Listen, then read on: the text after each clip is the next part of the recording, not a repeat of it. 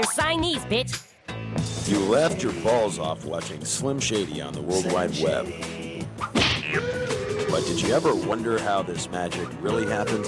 Word the fuck up, man. No talent, punks. What the fuck am I talking about? I'm doing voiceovers right now. Don't push your fucking luck. That's easy. I just want you kids to play Chutes and Ladders with me. Slim Shady, yeah. Take that, bitch. Motherfucker. Hey, yo, what's cracking, bitch?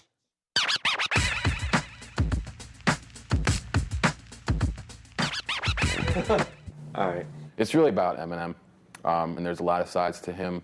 What? We thought it'd be a shame for the world not to see, or at least his fans not to see, because the rest of the world doesn't give a fuck. Yo, Marshall, I'm telling you for the last time, you sweat these bitches like this, they're just gonna play you. MTV came to me and M and said, we think you guys could come up with something. We think you could come up with a show. I have a huge deal. Give me a call.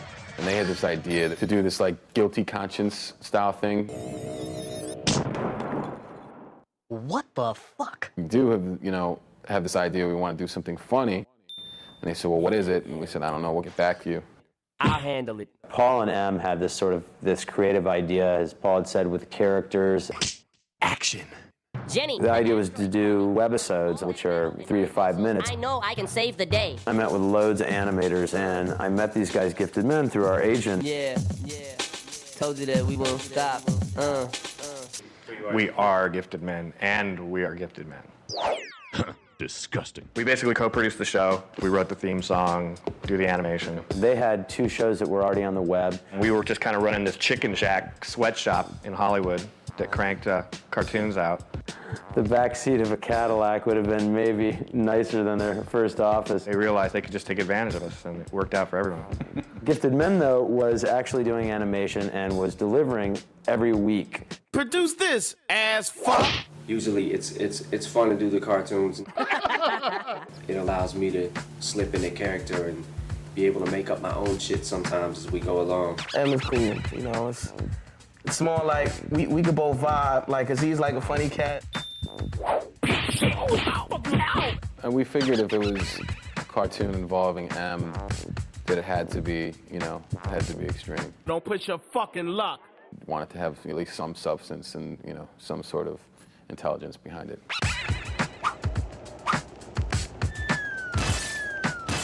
We wanted it sort of to be like a dysfunctional Happy Days. We actually went through a slew of different writers, and, it had to be high-quality stuff. Matt got it and knew what we were trying to do with it. That's the price of initiation, my man.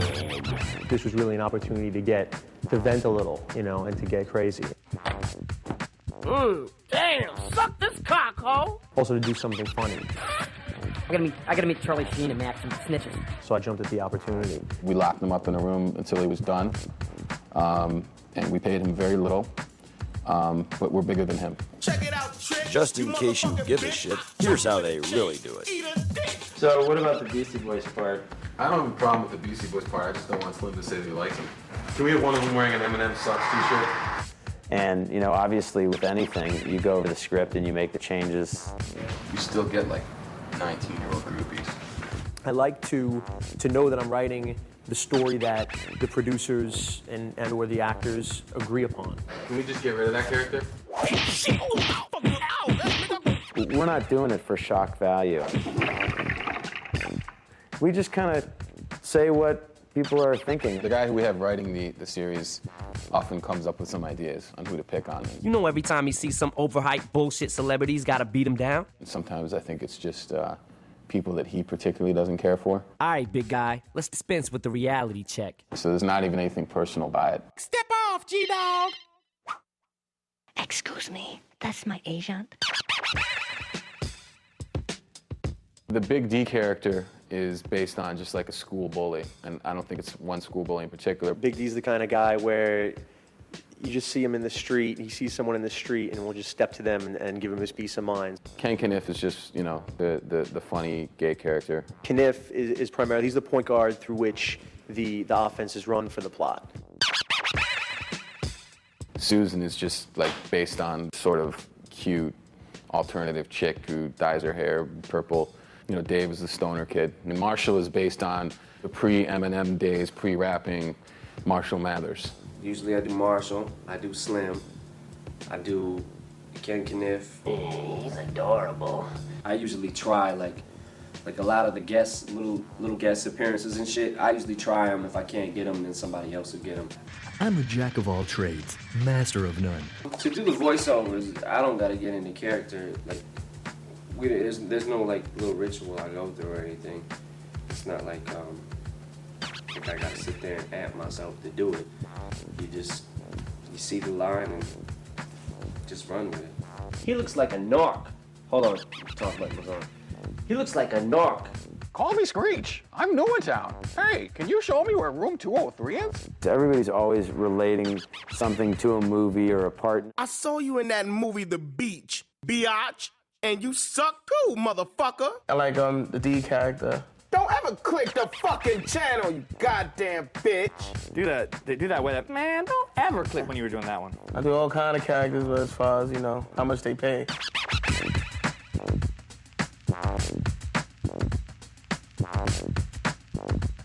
My favorite episode would probably be the South Park one. I think all the guys involved are big fans of South Park, and you know, we love the movie and everything like that. But you know, we had to beat the shit out of their characters. How can you talk with my balls in your mouth? I don't know. I kind of like the Oz episode where Ken Kniff, you know, grabs Adebisi's hat.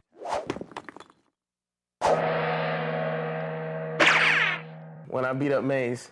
Yeah. Motherfucker, check it out, Trick. You motherfucking bitch. I choke you with a chain. Eat a dick. And the Marshall dream sequence is a personal favorite.